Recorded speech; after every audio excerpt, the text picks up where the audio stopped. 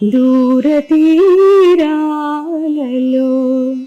ఆ పిలుపు ఎవరిదో చేరువైనామది చెప్పునేదేదో ఆ పిలుపు ఎవరిదో దూర తీరాలలో ఆ పిలుపు ఎవరిదో చేరువైనామది చెప్పునేదేదో ఆ పిలుపు ఎవరిదో ఎడదమలుపులలోన ఎక్కడో దాగున్నా తీయనో వేదనలే తట్టివే కొలిపెని దూర తీరాలలో ఆ పిలుపు ఎవరిదో చేరువైనామదిని చెప్పులేదేదో ఆ పిలుపు ఎవరిదో. Wow ma'am. అంటే ఈ పాట వినగానే ఆయన ఏమన్నారు మొదటిగా? ఆయన చాలా చాలా హ్యాపీగా ఫీల్ అయ్యారు. ఆయన దగ్గర పాడగలిగే అవకాశం దొరికినందుకు అంతకన్నా ఎక్కువ నేను హ్యాపీగా ఫీల్ అయ్యాను. అంటే ఆయన చాలా ఆశ్చర్యపోయారు, అన్నేళ్ల క్రితం పాట మీరు చాలా బాగా గుర్తుపెట్టుకున్నారమ్మా అని. సో అదొక మంచి జ్ఞాపకం. అంటే మీకు ఈ సంగీతంతో పాటు మ్యూజిక్ ఇన్స్ట్రుమెంట్స్లో ఎక్కువగా మీకు నచ్చేది ఏంటి? నాకు యాక్చువల్గా సితార్ చాలా ఇష్టం. సో బాంబేలో చదువుకున్నప్పుడు, ఇక్కడ చదువుకునేటప్పుడు కూడా నేను కొంతకాలం నేర్చుకున్నాను. కానీ ఈ మధ్య దాదాపు 10-15 yearsగా అసలు కంప్లీట్లీ టచ్ పోయింది. అంటే కొన్ని ఆరోగ్య సమస్యల వల్ల నేను ఇంకా కూర్చుని ప్రాక్టీస్ చేయడానికి కాలేదన్నమాట. సో ఇక్కడ హైదరాబాద్లో వామన్ రావు గారని, ఇన్ఫ్యాక్ట్ వారు నేను చదువుకునే కాలేజ్లో అడ్మినిస్ట్రేషన్ డిపార్ట్మెంట్లో వర్క్ చేసేవారు. సో వారి దగ్గర నేర్చుకున్నాను. ఇనీషియల్లీ మొదలు పెట్టింది వారి దగ్గర. అండ్ తర్వాత ఒక మాట సెలవులకి బాంబే వెళ్ళినప్పుడు అక్కడ కొడోటిగంటి రోహిణి ప్రసాద్ గారని, వారు గొప్ప శాస్త్రవేత్త, న్యూక్లియర్ సైంటిస్ట్ అనమాట, బీఆర్సీలో వర్క్ చేసేవారు.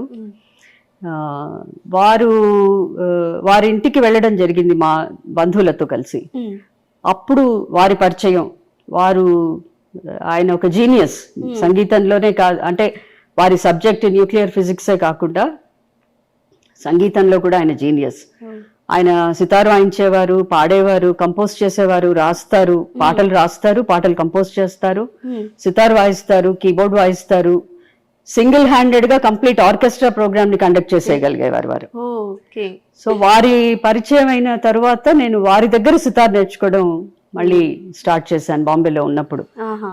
ఒక విధంగా చెప్పాలంటే అసలు బాంబే చదువుకోవడానికి వెళ్ళిందే దాని వల్ల వెళ్ళాను.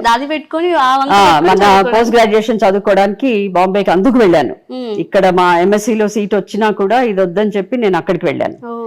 సో చాలా సీరియస్ గా నేర్చుకున్నాను. యాక్చువల్ గా కొన్ని ఆయన కండక్ట్ చేసిన 1-2 ఆర్కెస్ట్రా ప్రోగ్రామ్స్ లో అకంపెనీ కూడా చేయగలిగేంత స్థాయి వచ్చింది.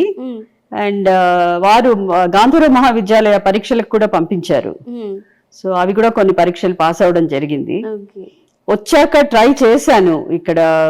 ఇంకా పెళ్ళైన తర్వాత రెస్పాన్సిబిలిటీస్, ఉద్యోగం, అప్పుడు జాబ్ చేసేదాన్ని, అసలు టైం దొరికేది కాదు దేనికి కూడా.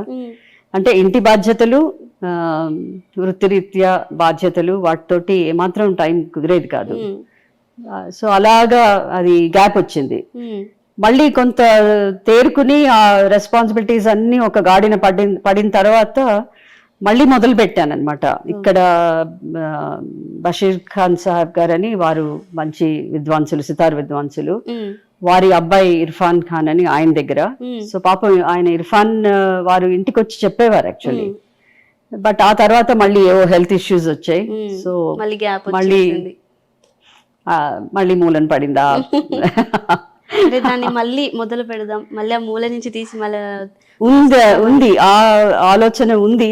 నాకు ఒక అదృష్టం ఏంటంటే ప్రస్తుతం వోకల్ సంగీతం కొంచెం పద్ధతిగా నేర్చుకుంటున్నాను. అంటే కొన్నేళ్ల క్రితం కూడా నేర్చుకున్నాను. ఫస్ట్ నాకు నా మొట్టమొదటి గురువు మా అమ్మగారే. సో బేసిక్స్ అవి ఆవిడ దగ్గర నేర్చుకున్నాను. పాపం ఆవిడకి గృహిణిగా బాధ్యతల వల్ల పెద్దగా మాకు ఫోకస్ చేయడానికి వీలు పడేది కాదు. కానీ ఎంకరేజ్ చేసేవారు. బట్ ఎక్కడో చదువు ఇది రెండు బ్యాలెన్స్ చేయడం, ప్లస్ అప్పటి కాలంలో కరీంనగర్ లో అంతగా అవకాశాలు, నేర్చుకునే అవకాశాలు అవి కూడా రాలేదు. సో ఎనీవే అది హిస్టరీ. సో ఇప్పుడు కొంచెం కొంతకాలం పొలాకి సూర్యనారాయణ గారని మంచి గురువు గారు, ఆయన దగ్గర నేర్చుకుని ఆయన ఎంకరేజ్మెంట్ తోటి music exam, certificate exam, Karnataka సంగీతంలో సర్టిఫికెట్ ఎగ్జామ్ పాస్ అయ్యాను. అండ్ ఆ టైంలో నేను నా పిహెచ్డి ఉస్మానియా యూనివర్సిటీ నుంచి నా పిహెచ్డితో కూడా నేను చాలా బిజీగా ఉన్నాను అనమాట. సో అందుకనే ఇంకా మళ్ళీ గ్యాప్ వచ్చింది. ఆ తర్వాత కల్పతరు అని కల్చరల్ సెంటర్, ఆవిడ ఫౌండర్ వందనా భద్రుక. సో ఆవిడ ప్రోత్సాహంతో హిందుస్థానీ వోకల్ స్టార్ట్ చేశాను. ఒక చాలా మంచి గురువు ఆవిడ, శ్రీమతి హేమాంగి భగత్ నేనే, మహారాష్ట్రియన్. అక్కడ ఆవిడ ఇండోర్ వాస్తవ్యులు. నా అదృష్టం కొద్ది హైదరాబాద్ షిఫ్ట్ అయ్యారు. సో ఆవిడ దగ్గర ఇప్పుడు రెగ్యులర్లీ హిందుస్థానీ క్లాసికల్ మ్యూజిక్ నేర్చుకుంటున్నాను. అండ్ ఆవిడ ప్రోత్సాహంతో 2 పరీక్షలు పాస్ అయ్యాను, గాంధర్వ మహావిద్యాలయ వాళ్ళవి. అదే టైంలో నా అదృష్టం, నా సౌభాగ్యం, డాక్టర్ మండా సర్వేశ్వరరావు గారని ఎంతో గొప్ప విద్వాంసులు అండ్ మంచి సంగీతకర్త. సో వారి వద్ద శిష్యరికం చేయగలిగే అవకాశం దొరికింది.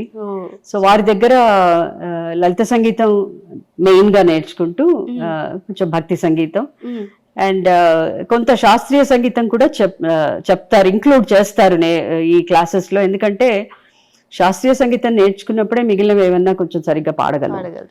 సో ఆ విధంగా వారి దగ్గర కూడా ఇప్పుడు నేర్చుకుంటున్నాను లాస్ట్ 4-5 years గా. సో ఆ 2 గురువులు దొరకడం నాకు నా జీవితంలో చాలా గొప్ప మలుపనే అనుకోవాలి. అంటే వయసుతో ప్రమేయం లేదు. ఏదన్నా కళని కానీ మనకున్న అభిరుచిని కానీ ఆస్వాదించాలన్నా, దాన్ని అనుభవించాలన్నా, ఆనందించాలన్నా, దాన్ని ఆసక్తి, దానికి ఉన్న ఆ శ్రద్ధ ఎంతో అవసరం. సో ఇప్పుడు చాలా మటుకు నేను ఆ టైం ఇచ్చి నేను నేర్చుకోగలుగుతున్నాను వారితో. నిజంగా సూపర్ మ్యామ్. అంటే ఇంతవరకు ఇప్పటికీ తెలియనో నేర్చుకుంటున్నారు కదా మ్యామ్. అంటే మీకు అంటే మీరు ఇందాక చెప్పారు అప్పుడు నాకు లతా మంగేష్కర్ గారు అంటే ఇష్టం అనేసి. అలా మీకు మ్యూజిక్ డైరెక్టర్ కానీ రైటర్స్లో కానీ ఎవరంటే ఎక్కువగా ఇష్టం? ఇప్పుడు శాస్త్రీయ సంగీతంలో నాకు ఎంతో ఇష్టమైన విద్వాంసులు డాక్టర్ బాలమురళీకృష్ణ గారు అండ్ మల్లాది సూరిబాబు గారు, ఆ తర్వాత రంజని గాయత్రి. వారివి నేను చాలా తరచూ వింటూ ఉంటాను, ఆల్మోస్ట్ ప్రతిరోజు వింటానేమో. అండ్ ఒక్కొక్కసారి కొన్ని ఎంత నచ్చుతాయంటే ఒక్క రోజులో ఒక 30-40 సార్లు వింటాను, అదే రిపీటెడ్ గా పెట్టుకుని. సో అలా ఉంటుంది. అండ్ చలనచిత్ర సంగీతం, పాత పాటలు చాలా ఇష్టం. సుశీలమ్మ గారు నాకు చాలా ఫేవరెట్.